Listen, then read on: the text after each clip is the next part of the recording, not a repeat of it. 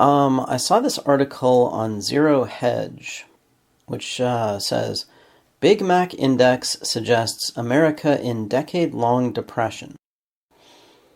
So this is from zerohedge, and I'll link to this article.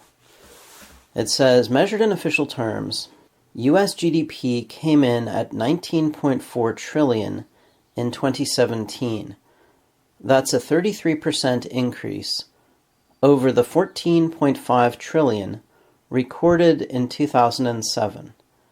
However, those $14.5 trillion could buy 4.25 trillion Big Macs back in 2007, when they cost just $3.41 each. By 2017, the price of a Big Mac had risen to $5.06.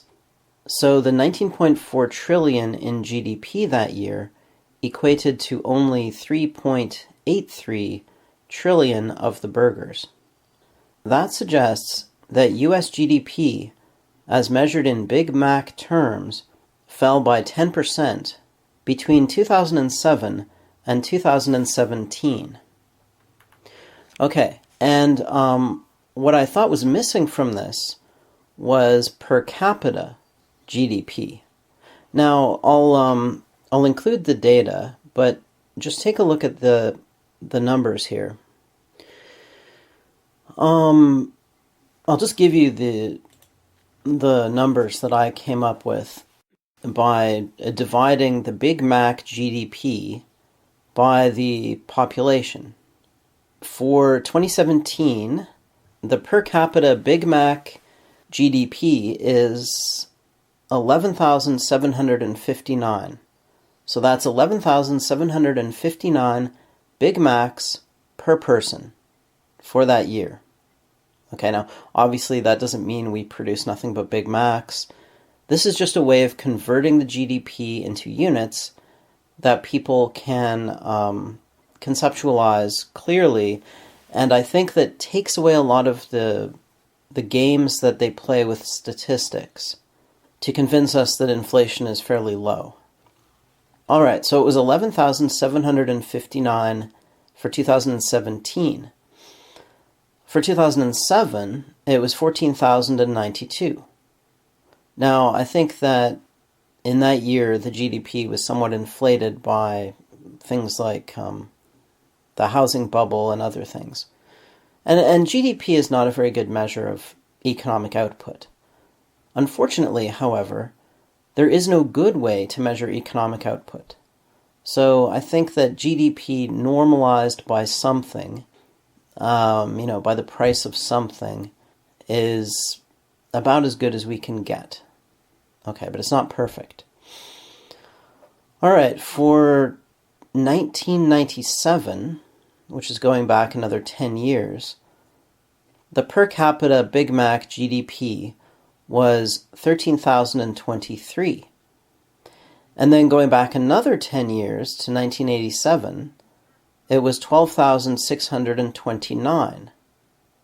So it is currently lower than it was in 1987. And I don't know how far you would have to go back to find a time when it was lower than it is now. Maybe another 10 years, maybe another 20 years, maybe another 30 years. I don't know because I don't have the data. But the point is this: we have not had any real economic growth on a per capita basis, and in fact, it seems to me that our per capita economic output is declining. Okay, that's my perception. Now, this is offset by a number of things.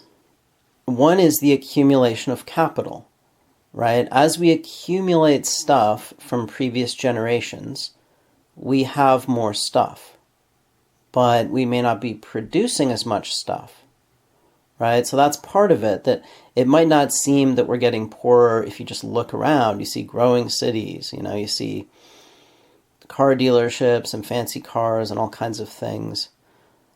But there is an accumulation of stuff, which means that our wealth might be going up even as our economic output is declining, and there is also an increasing population.